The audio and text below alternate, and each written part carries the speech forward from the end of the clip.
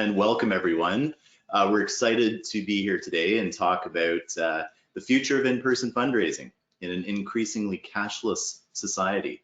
Before we begin, while we're gathered today on a virtual platform, I'd like to begin by acknowledging the Indigenous peoples of all the lands we are on today as residents of Turtle Island.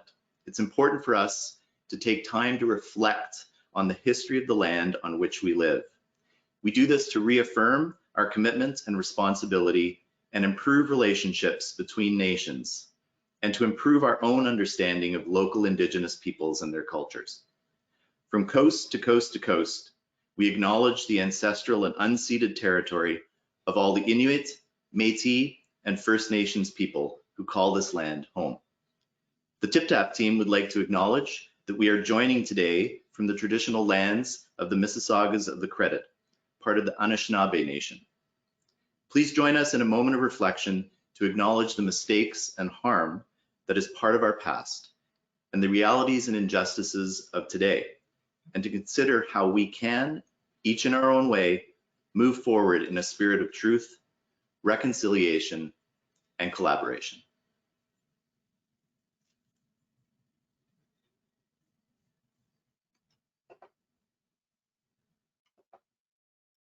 Great, thanks, Mark.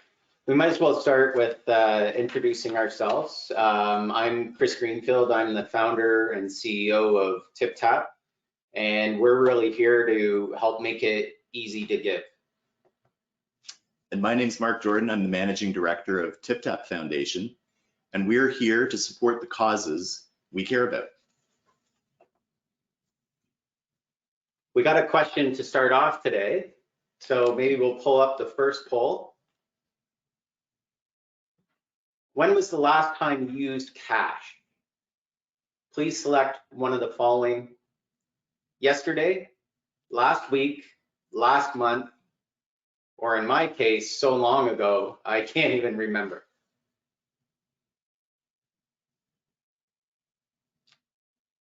And once you've filled it in, please press submit.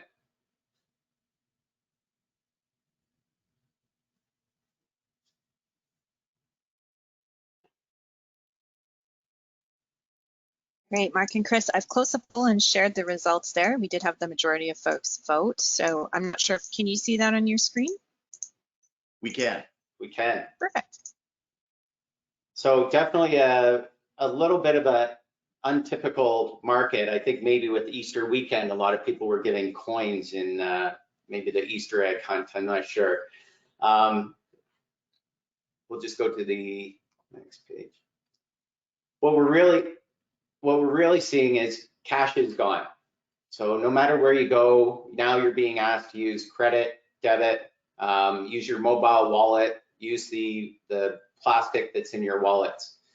And the majority of people aren't carrying cash anymore. We've seen cash use down over 44%. Digital and touchless payments have rose over 53%. And we've seen a drop in donations of over 30%, almost a third. So what we're seeing is, people aren't carrying cash. They prefer to use tap and an easy way to pay. And the charities, like yours, aren't getting the funds they need. Think about how that affects you as an individual, but maybe start with thinking how that affects the charities that we all work with. What are they going to do with only 2/3 of their annual budget? How many less people are they going to be able to feed? How many less people are they going to be able to house? How many less people are they going to be able to give counseling to, etc.? It's a pretty significant impact, and we can just imagine that kind of impact on society. What we're seeing on the opposite end of the spectrum is actually 1 in 4 people needing assistance from these causes. And specifically with a study that was done recently by the Food Bank, 47% increase in traffic and demand for their services. Cash is gone, and it's had a big hit on collections for these major charities. Why don't we take a look at one of those examples with our second poll question.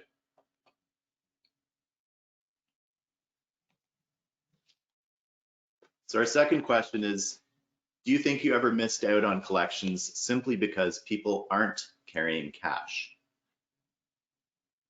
Yes or no, and then hit submit. Ever felt that you've missed out on collections because of that decline in cash?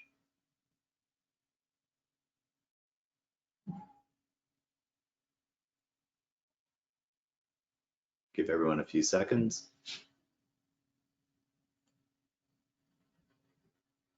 Interesting. So 2/3, almost, sorry, 3/4 saying yes, you have. So, and that's consistent with what we're seeing with the organizations that we're talking to. The decline in cash is having a significant impact.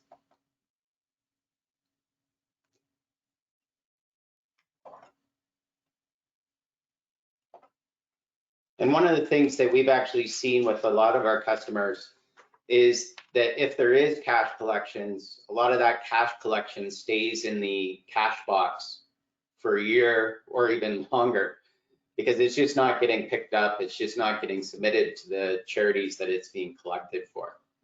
So that's really why we came up with TipTap. We wanted to make it easy for people to give, and we wanted to make it easy for the charities that need the cash to get it as quickly as possible.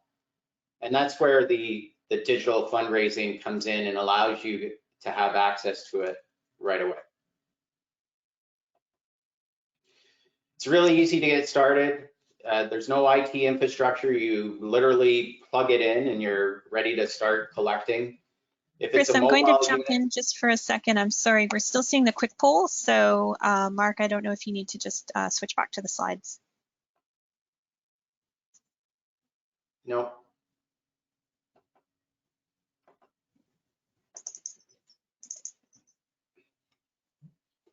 Give us 1 second.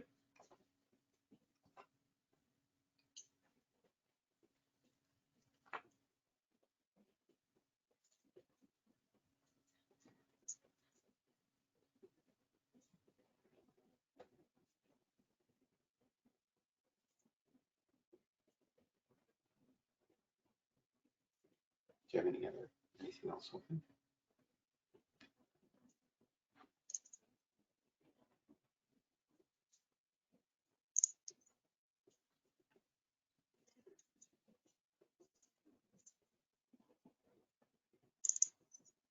Press stop showing screen. See if that works.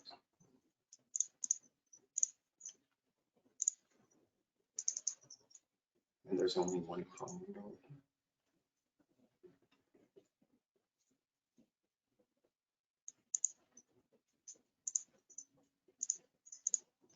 Do you want to go to the top and now make sure it works? I can hear it. So, yeah, it's still good. Can you hit back on the Chrome?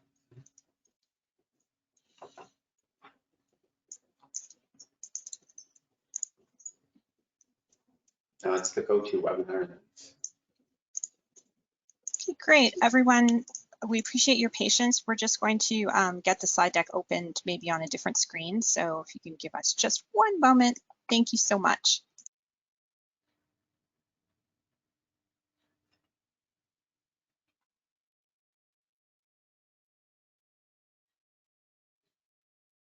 It's GoToWebinar that we've lost.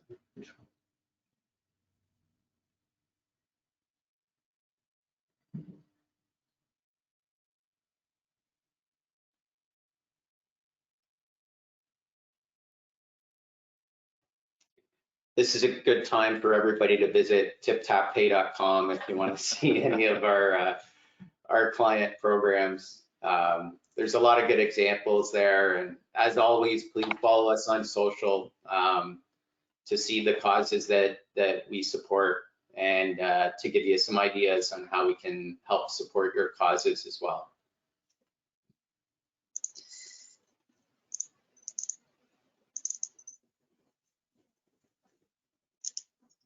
We don't really need a presentation.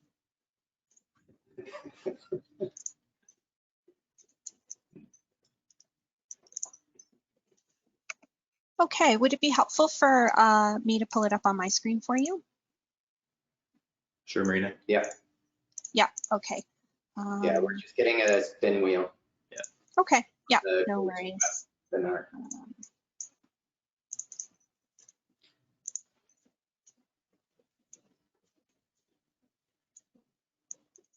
Great, so this isn't going to be quite perfect, but I think it will keep us going. So I believe we were on this slide here. We're still seeing the quick poll.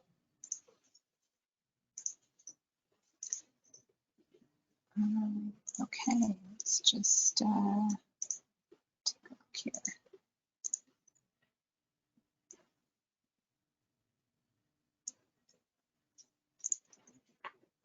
Oh, great. Okay, so it looks like some folks are seeing the new screen.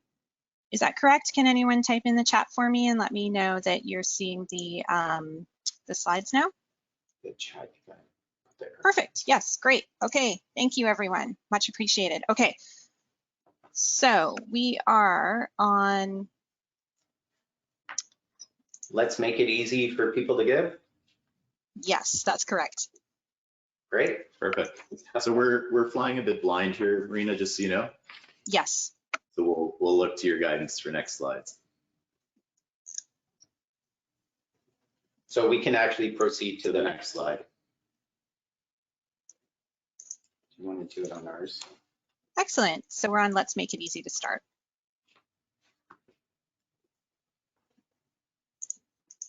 Okay, so as I was saying before, we want to make it easy for you guys to start collecting. So we don't require any IT infrastructure. There's no private data or information collected, so there's no risk to utilizing the devices. You simply turn them on and you can start collecting, and you can see some of the examples here behind us. We have very simple pricing. It's a monthly subscription fee, and there's no capital up front, so your collections can actually pay for that subscription. And we've been seeing in the range of 800 to 1,000% ROI, depending on how the client is executing the programs. We do everything from the large charities like Salvation Army, which you've probably seen us on the kettlebells, all the way down to, we do support all of our local charities. We're looking to make our city one of the most giving cities in the country. And so we support all the way down to just a few devices. We make it super easy for you guys to start using and supporting your charities. You can either utilize our e-commerce system, or if it's a larger program, our team's always happy to help. So we can go to the next slide, which I'll do as well. So I'll just maybe quickly just how TipTap was created. We were actually created from a feeling of empathy, a desire to help others.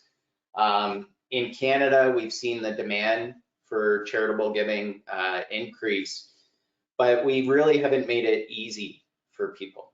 And that's really what our focus has really been on, is cash coins disappearing. A lot of people don't like the time and inconvenience it takes for other methods of collection. And there really hasn't been an alternative for in-person fundraising. So that's why we came up with TipTap. And originally it was created to help with some parking attendants and being able to tip them, because they weren't making as much money as they were previously, and it accounted for a good deal of their salary. Since then, we've obviously helped a number of charities. We've helped to collect millions of dollars, service millions of meals. And on top of that, we've even helped young kids with their lemonade stands. And I think Mark's going to start taking us through a few of those examples.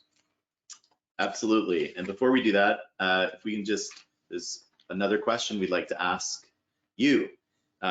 So in 2013, as you may know, the penny was taken out of circulation in Canada. What do you think is the impact, or was the impact, on Tim Hortons and their collections for their foundation camps program? I think, Marina, you're going to post the poll. Yes, it should be up. We've got almost 60% voted, so I'm just going to leave it up a little bit longer. Awesome. So we're not seeing the poll, so if you wouldn't mind when the results are final, just letting us know. Absolutely. Great. So I'm going to close and share the poll so that everyone can see those. So we've got 36% at 1 million, 10% at 350,000, 31% at 2 million, and 24% at 700,000. I think maybe they might have seen this before. Maybe. Because when Tim Hortons, when the Mint did get rid of the penny, Tim Hortons actually lost over $1 million in penny revenue.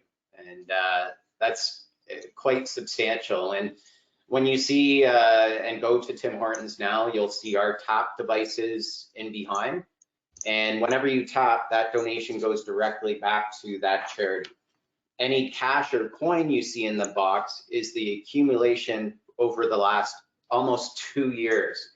In 2 years, that cash really hasn't been submitted back to the foundation. So it's been an incredible cost to them.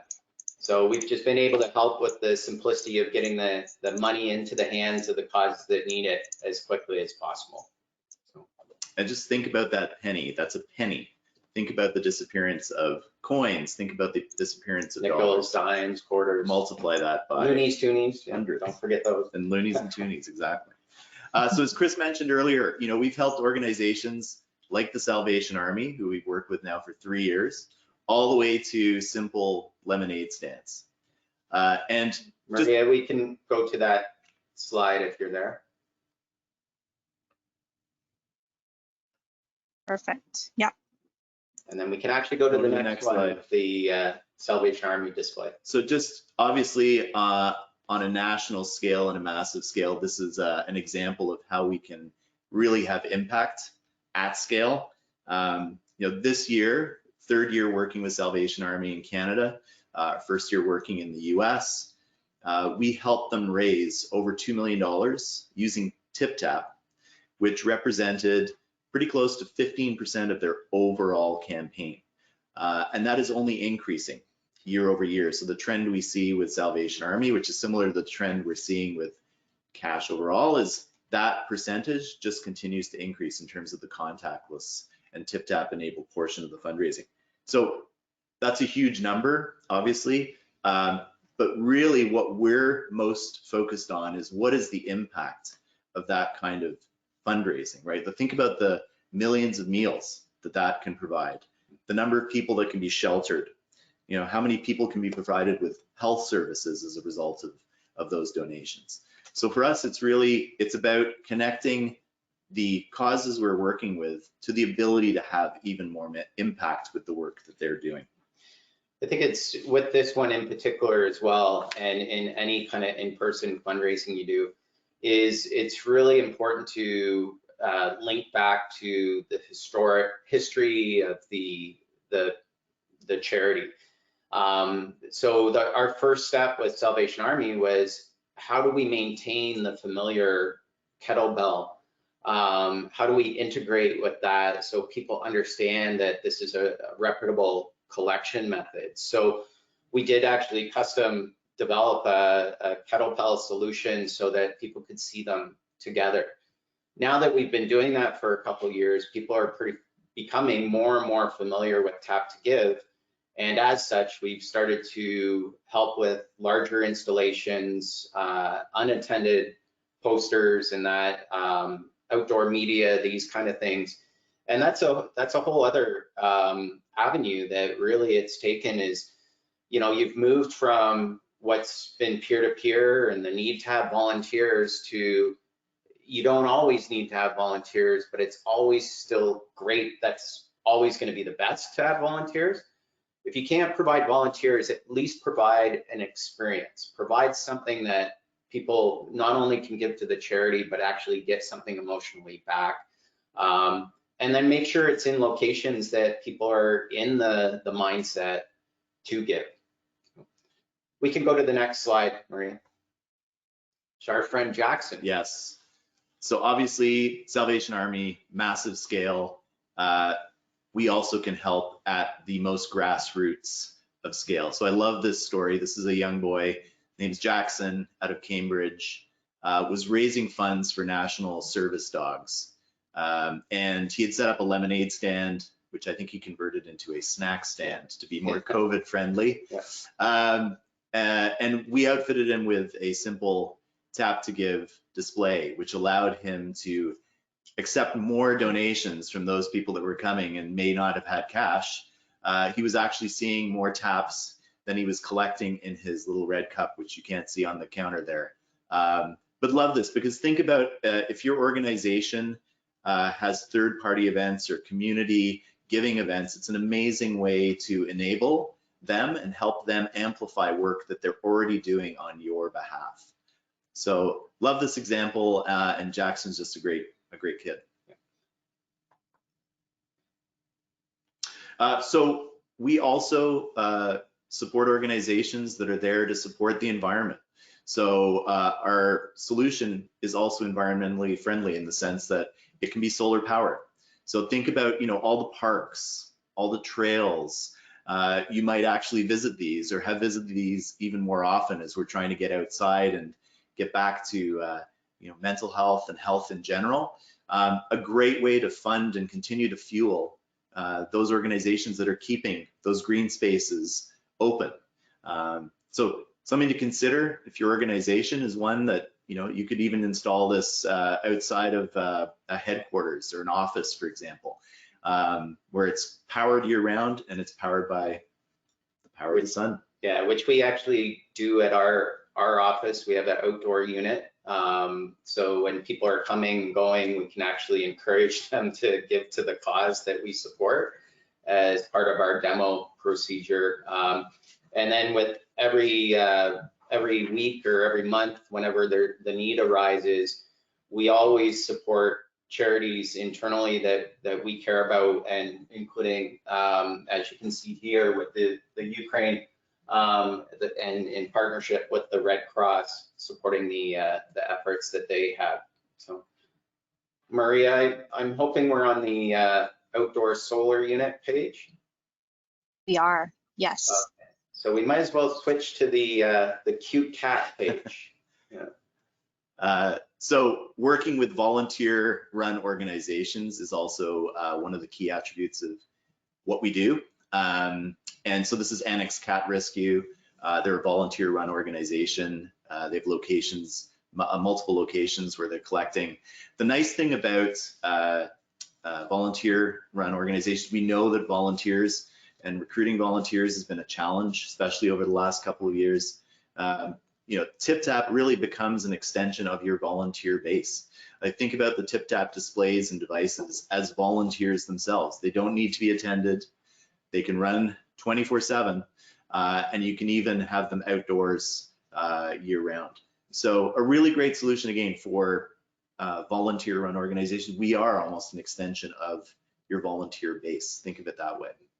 I really love this picture because if you look at the yellow bag to the side there, it says thank you for support, and then it's got the unit. And then on the other side of the screen, the first thing it says on the back of the monitor is simple, which is simplicity is something that we would definitely recommend in terms of, you can see how simple the communication is here. There's a lot of visual in terms of how to utilize the devices. And then there's different elements that show, obviously, the credit card brands to provide that endorsement of trust. With that, Maria, we can go to the next question. Question number 4.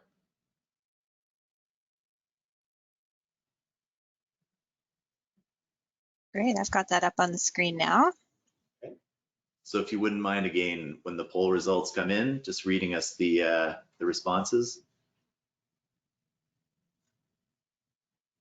I believe this is the question: between 2019 and 2021, how much is giving decreased? Correct, and that should be on your screen now, everyone. So go ahead and just vote on your screen there. And great, I'm going to just close and share that. So it looks like, oh gosh, it's kind of spread across. So we've got half the folks are thinking in the 15% range. Okay. We've got about a third of folks in the 12% range. Okay. 14% at 7%, and 3% say 3%. Okay. So the answer is actually 12%. And that's actually, I think, measured by CRA and tax receipting. So it doesn't even include the decline, some of the declines we've been talking about around non-receipted, exactly. So undoubtedly it is higher than that, but in terms of what the CRA reports, it's about 12%. We can go to the next slide with the copy on it, Maria. So our clients are seeing the value of what we do. I think not only are we able to deliver ROI for them, which is of course the most important, and help them with their impact, they're also seeing how easy it is to implement. It streamlines fundraising on their end. There's no counting of cash. It gives them insights, important insights into where donations and where people are donating. And it allows them, like I said before, to really augment their fundraising, augment their volunteer base in a way. For the donor, it's a seamless experience. We know that smooth, simple ability to tap and go is just so simple as compared to anything else. And those two things combined, right? It's really about giving that moment of joy to the donor in their moment of inspiration. And then for the organization, obviously helping them fuel the work that they're doing.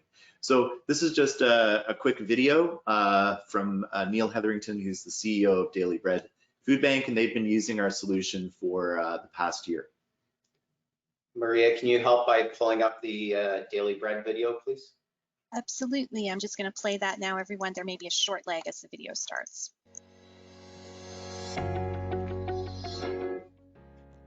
The Daily Bread Food Bank has a very simple mission. We want to make sure that there is a city without hunger, that food security is eradicated from the city. And so we do that through two ways. One, we make sure that good food gets delivered out to people who are experiencing poverty. And the second way we do it is we advocate for systemic change. We want to make sure that nobody needs to turn to a food bank. We at Daily Bread are excited to partner with TipTap. Why? Because it's making so much sense. In a world where everyone is nervous about one another, but at the same time wanting to care, TipTap allows us in a safe, contactless way to make sure that we are sharing that everybody's right to food needs to be realized.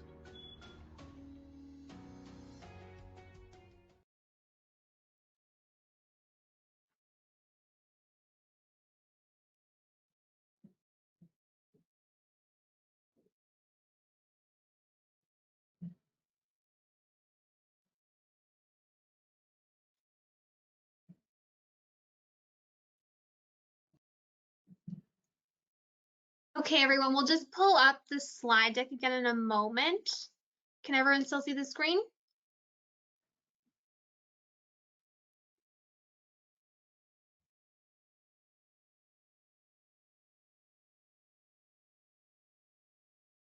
Hopefully we're on the slide with the Mississauga Food Bank, Marina.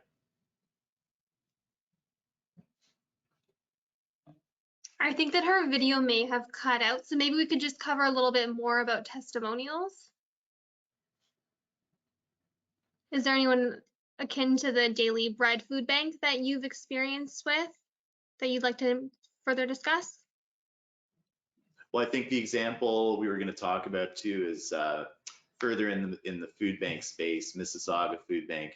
I think what this illustrates, hopefully you're able to see the image on screen, is that while our solution works completely unattended, organizations that are integrating it into their existing fundraising efforts. So this example we're showcasing is one of the holiday food drives that Mississauga Food Bank ran. It works even even better when you've got volunteers there to support as well. And I think what we also, with the demonstration of this, is when you give people the option to pay how they want, you're going to see them be able to give more. And that's really what's happened with the combination of any kind of their traditional way of fundraising in store is obviously with these jars and collecting. You can see there's some cash and coin in there, but they actually collected 4 times more with the TipTap devices than they did in cash and coin.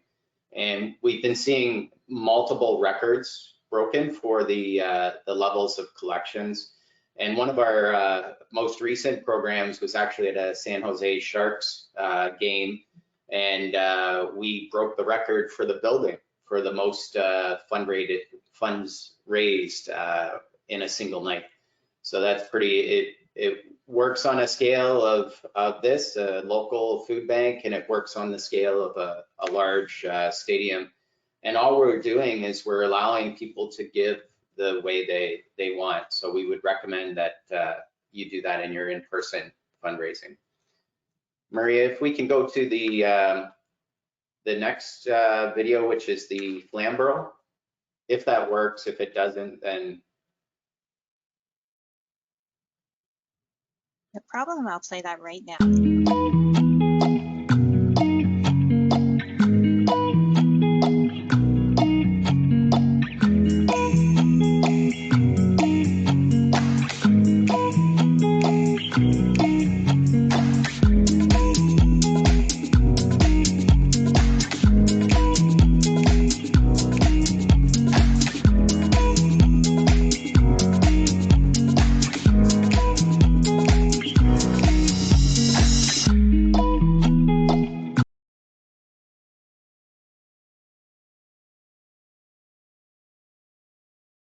Great, we should be back now.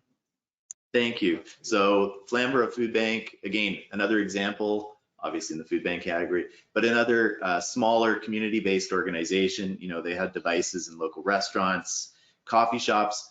Again, another example of how to engage your partners. Could be corporate partners or local businesses in your community. It's a way to engage them in your fundraising efforts. And I think our next example, the Lincoln Museum, if you wouldn't mind pulling that video up and playing it, Marina.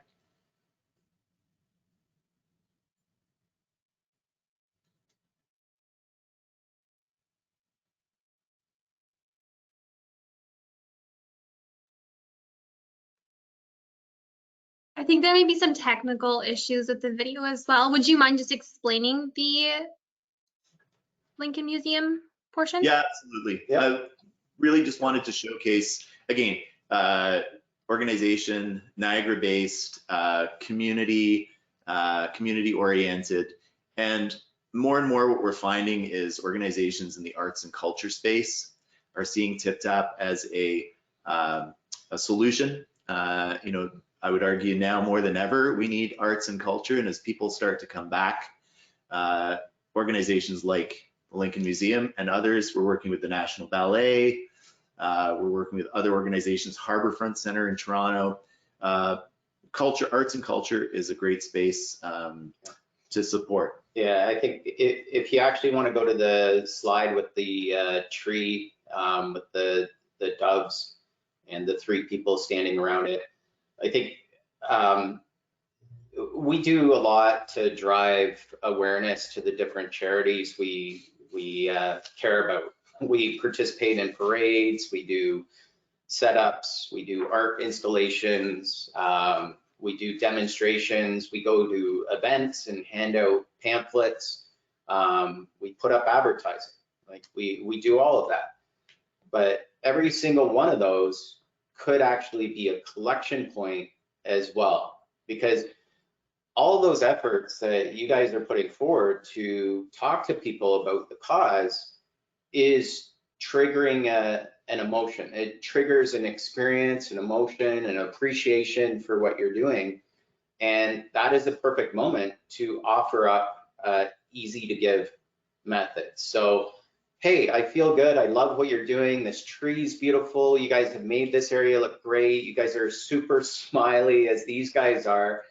And what are you guys doing this for? And there's a sign there that they actually found that it was really effective to help showcase the pictures of the people that the Mental Health Association helps with, talk about the services they have, and somebody was able to say, that's awesome, and they'd be able to give a quick and easy donation, and they'd be on their way. So it was really well utilized as a messaging platform as well. Definitely, and this is CMHA Halton. We've heard from other organizations who have used TipTap that because of that awareness driving attribute, people are talking about campaigns or talking about organizations in ways that they haven't previously. So another one of the benefits is, again, that brand awareness and campaign awareness. I think we have our final question next. Marina, if you wouldn't mind bringing up the poll. So the question here is, in 2020, contactless payments grew by X %. What percentage do you think that contactless payments grew by in 2020?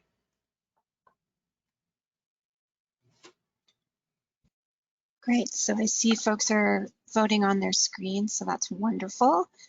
I'll leave it up just for a little bit longer so that everyone has a chance to participate.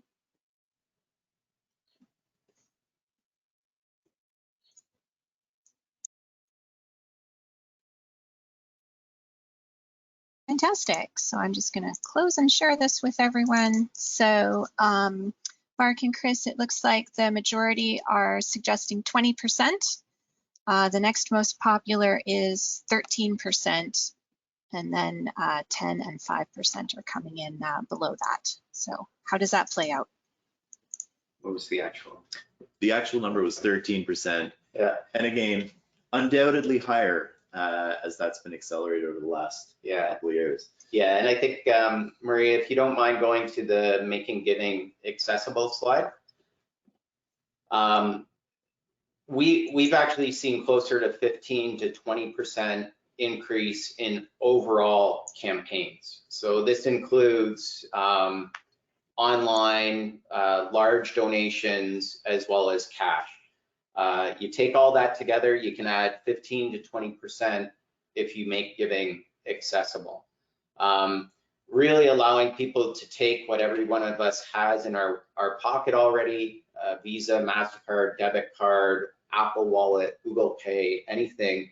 There really is no reason why anybody can't give. The excuse of, sorry, I have no change is like, oh, that's okay. We accept Visa, MasterCard, Interact, you know, and it's harder to make an excuse, which we hope people don't want to do. We hope that most people really do want to give and they just don't have the capability.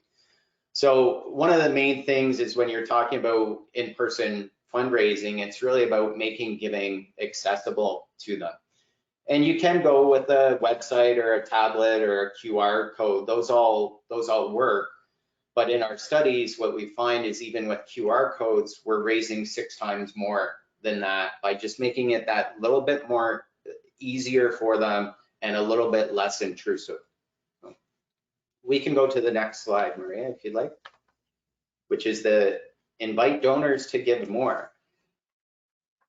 And you'll notice this is one that we did for the Red Cross, and it supports the different disasters. So when there's a flood or a fire or something else going on, we're able to quickly respond to that and get it out to support the Red Cross and those communities affected.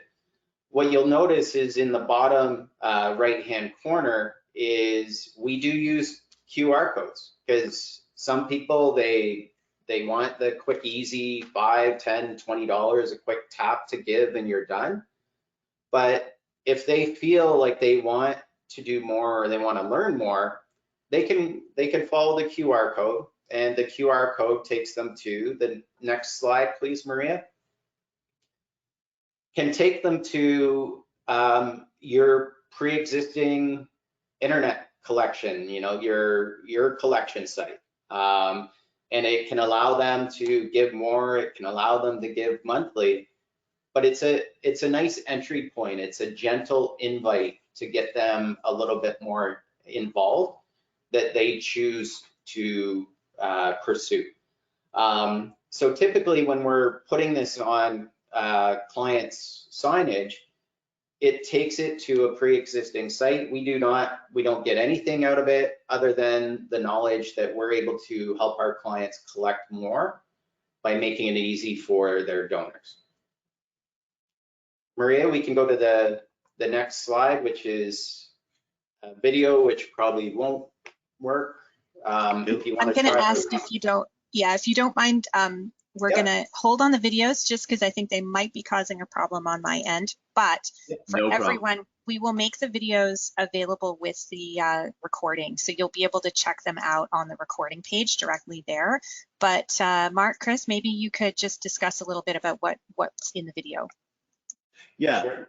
the video that you'll see later is a case study on Wounded Warriors Canada. And if you're not familiar with the organization, they're focused on mental health services for veterans. So it's really an example again of, and mental health, a cause near and dear to my heart. It's something that, again, it's important, it's a growing need, and it's an example of how an organization is using TipTap in their fundraising effort. So more when you see the video itself. Yeah, I think it demonstrated the reach of the unit. It was a video that was done in partnership with Rogers, which is really our connectivity partner in Canada. Really the video was showcasing how the devices can be put within an experience that stimulates giving. If we want to go to the next slide, which should be make everywhere you are a giving point. And I think we talked about this one, but one of the places we don't or we tend to underutilize is our own office space or CSR partners that we might have. You know, the local, it could be the local convenience store, the local mechanic shop, whatever it is we underutilize those areas that might be a giving point, and also a place for them to showcase the causes they represent. So if you run your local soccer team, the next time you put the picture of the soccer team up on the wall in your local mechanic shop, maybe you should have a little TipTap device beside that so people can, you know, see that the mechanic cares about it, and maybe they want to care and give as well.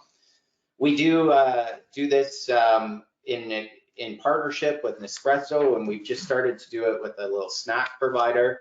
I think you guys probably in your offices, you remember those little boxes of candy and snack that you used to drop the coin in.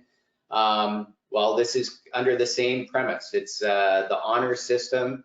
Every time you go and grab a coffee, if you're working out of one of our offices, you tap to donate, and those funds go to our local food shelter. If you're doing the same with snacks that we provide in the office, it's the same thing. You tap to give back to the local food shelter. So really you have an opportunity to make anywhere imaginable giving point. Maria, we can go to the next slide. And on that note, you can go outdoors, you can go around town. So this is an example of something we did in Kitchener-Waterloo, where we outfitted a tiny home on a trailer with TipTap devices. You can hopefully see around the bottom of that image, like museum boards, they're integrated right there. This spent the entire summer outdoors touring the region. So all weather conditions, blazing sun, pouring rain, and we were able to raise funds for another 5 tiny homes in the community. So again, when you think about how literally everywhere can be a giving point, this is a great example. And we're now actually taking this on the road, literally, across North America. So more to come later this year from Foundation and from our Tiny Home Initiative. Yeah, but if you do see it, please give it a look, point it out to people, and take some time to read about the cause and how we're trying to end homelessness as part of our foundation efforts. and hopefully spread the word to help those in need. We can skip the next video if I can. Sorry. The next video is just a demonstration of, we've even outfitted cars and trucks with the ability to tap on the exterior to give to the foundation when we're at special events. So truly, we do practice what we preach in terms of making giving accessible everywhere. Just maybe not tap when you're driving. When you're driving down the highway. 100 kilometers an hour. Maria, if you want to go to the, just remember you can, and then maybe we can open it up to some questions after that.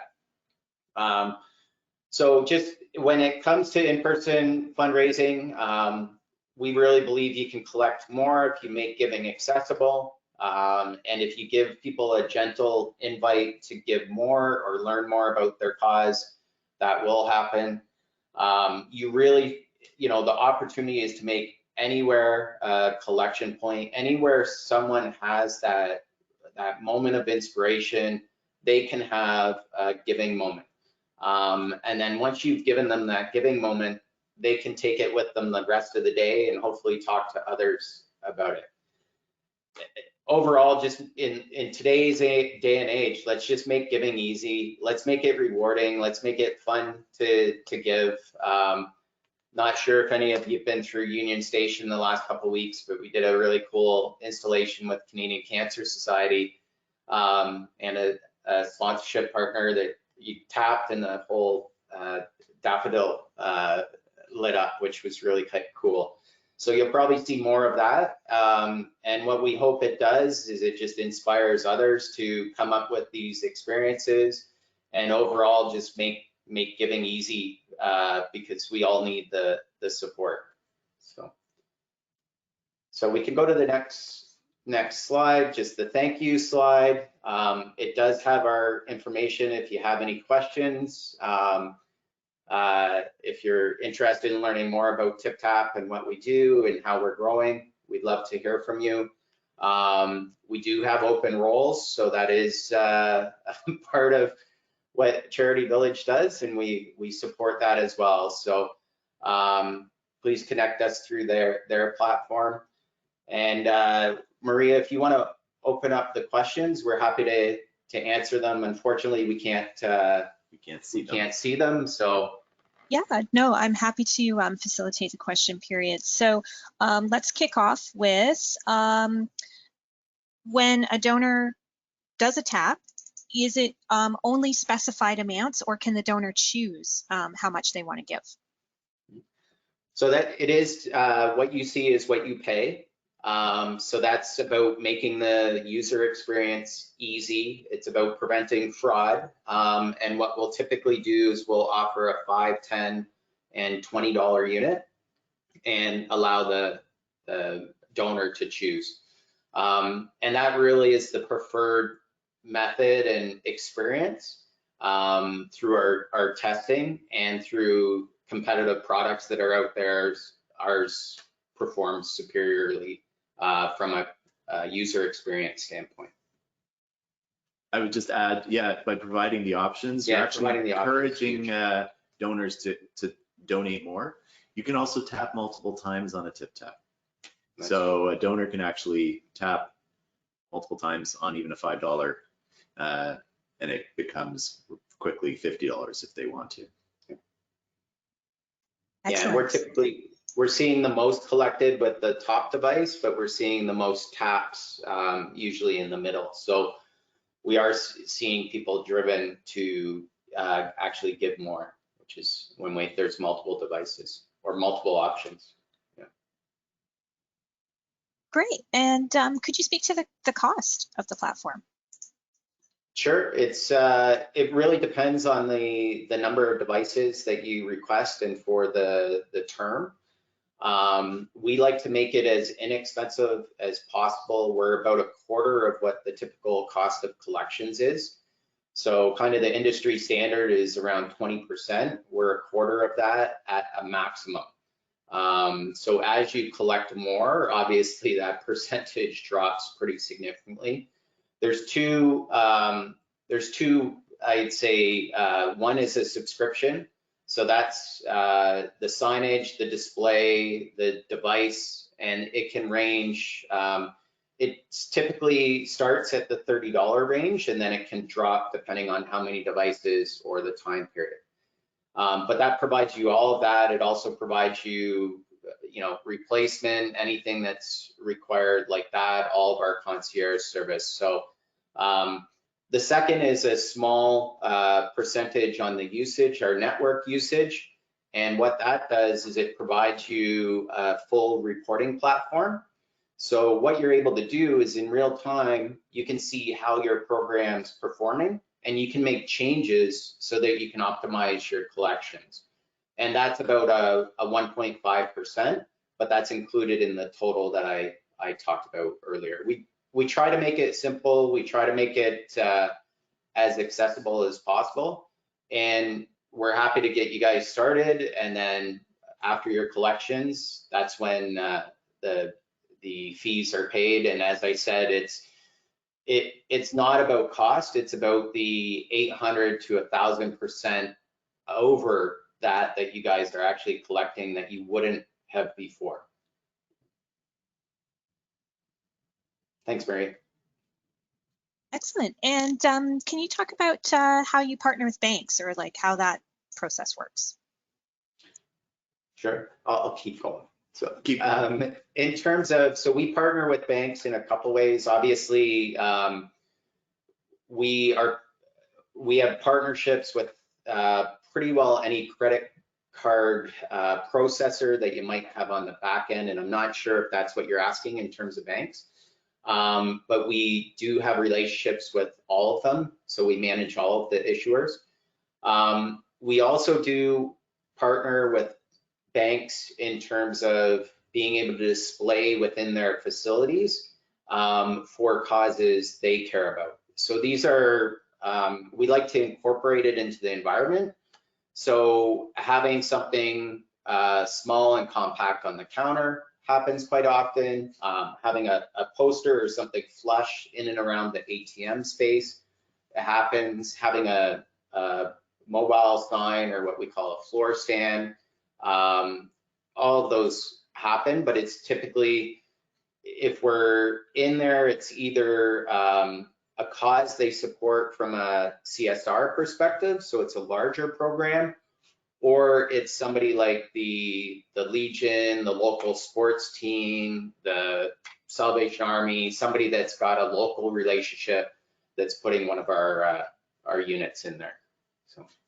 And for a charitable organization, if the question is around how do you actually transfer funds to a bank, we work with merchant processors, as Chris mentioned, in Canada, Global Payments, Moneris, our partners. And simply put, we do a handshake. We do a handshake with your bank. So funds are transferred directly into your bank account. Yeah, the same way as if you guys are taking an online payment, you'll see it show up in your account the same way. Except with less fees. I think that really helps answer that question. Thank you. Do charities get any information about the donors for stewardship purposes?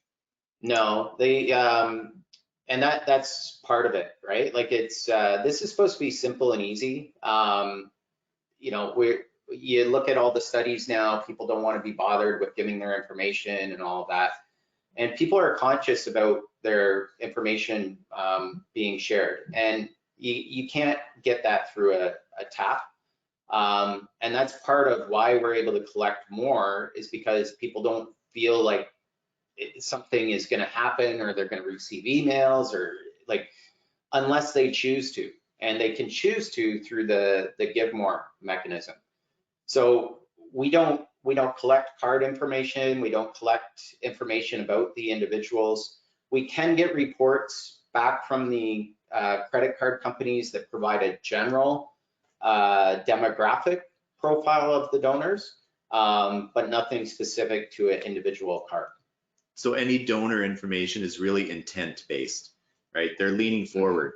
they're saying, yes, I want to sign up for a newsletter or learn more about the mission or make an online monthly donation. So it's really driven by the donor leaning forward, as opposed to we're not collecting any of that information natively through TipTap.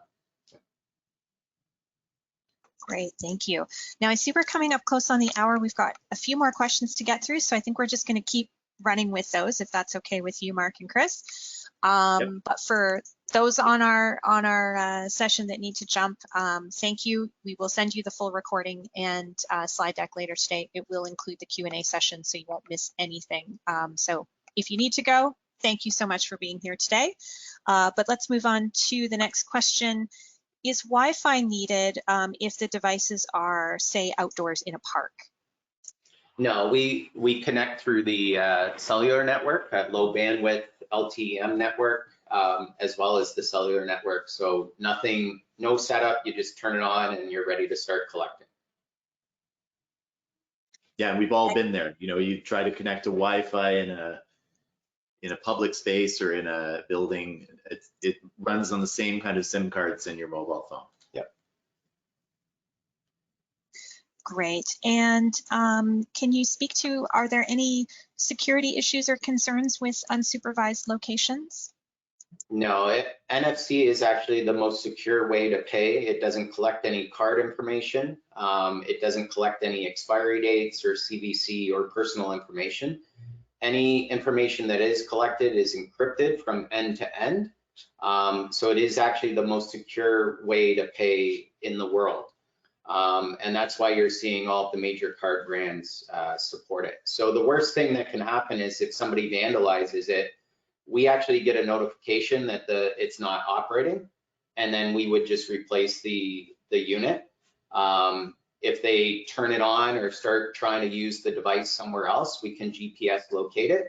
But the worst thing they can do is ask their friends to tap it, and the money goes to the charity it was intended for. So, and there's nothing stored on the device, so it's completely useless to them. Thank you. And do the devices allow for multiple amounts or just one amount? Yeah, it's just one amount on the device, and we'll just provide multiple devices on our 3-unit signage or options. And the way that some organizations are using the displays actually are to have multiple devices for different scenarios, depending on where they're at. If they're at an event versus, they're using them in a coffee shop, the price point might be different. But yeah, each device is set to a prefixed amount. Yeah, what we've seen that's worked really cool is like, here's how much you can feed one person for, here's how much you can feed a family for, here's how much a week costs to feed them. And giving that kind of interpretive of, it's not just about money, it's about the impact, that really helps to drive collections as well. And is there an opportunity for any kind of receipting, for instance, if a donor gives a higher amount than, just that smallest level?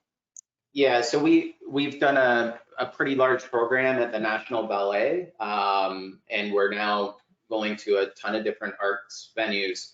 And the high end is a $250 unit.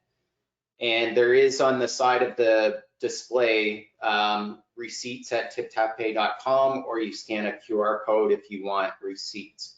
To give you guys an idea of the demand for that, we've seen one request out of every 100,000 taps that we've had. So it's not really, by law, all you have to do is make it available. We do make it available, but most people don't want to be bothered with it. Interesting. Okay, and so our last question for today, for organizations that might be using QR codes, what's the benefit of TipTap over a QR code?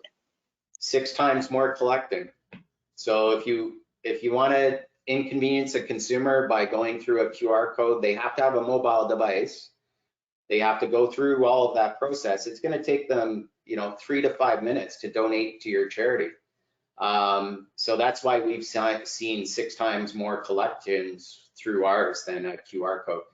don't get rid of your QR code, put it on our signage, like add it. If somebody wants to give more or they want to have that kind of relationship or spend that time, allow them to, but also make it easy for the other 95% that not 95%, but the other,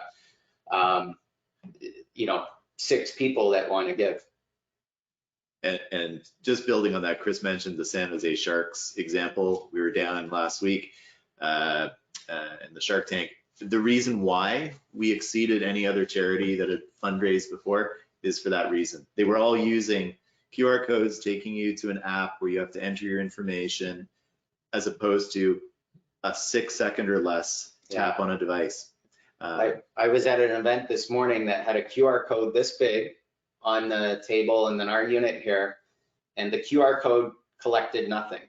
And we collected over $400 within the morning. So it just gives you an idea of people like you to make it easy to give. It really does come down to the convenience, doesn't it? Yeah, it's also the emotion. Like, you want people to maintain that moment of giving, that emotion that when you give or you do something nice, there's that emotion, and ours does not provide any barriers or any interruptions to that. As soon as you start taking people through a more involved process, or that, unless they are really, really engaged, you're going to take that emotional feeling away from them, and they're not going to be as apt to talk to others about you. But if you're able to give them a quick, easy, allow them to maintain that emotion for the rest of the day. And a perfect example is Tim Hortons. Why we're at Tim Hortons and with their coffee is so that people can start their day with a Timmy's and a tap to give, and then they can carry on that feeling and that emotion for the rest of the day and hopefully infect others with it. So let's maintain that emotion and that desire to give. That's a beautiful sentiment to end on today, Chris. I love that. Start our day off with a little bit of giving. I think that's brilliant.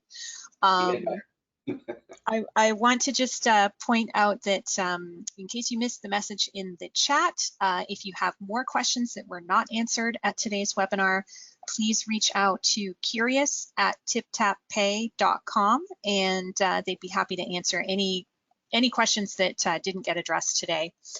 I want to thank you again, Mark and Chris. Any final comments before we sign off today? No. Just thank you for the opportunity, and we really encourage you to reach out, learn more. We're here to help. Like, think of us as an extension of your fundraising team. We're a purpose-driven company, and that's exactly, we're here to help those who need help the most. And thank you to all of you for all the help you give others. Well, thank you so much, both of you. And I want to extend thanks, of course, to our attendees as well, to everyone for joining us today. And our apologies again for the technical issues today.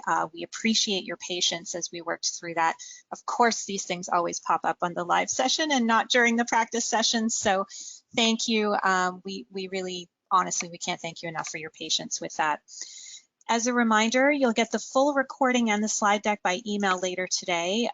We will include the links as well to those videos so that you can check those out, because quite frankly, they are quite powerful. So I do encourage you to take a look at those. I hope you'll also join us for our next webinar coming up on May 12th, where we're going to discuss how to be intentional about living your values at work. You can find that in all of our other webinars at charityvillage.com/webinars. So thank you again, Mark, Chris, and to all of our attendees. I hope you all have a wonderful rest of your day. Bye-bye. Thank you. Thanks, Maria, for all your help.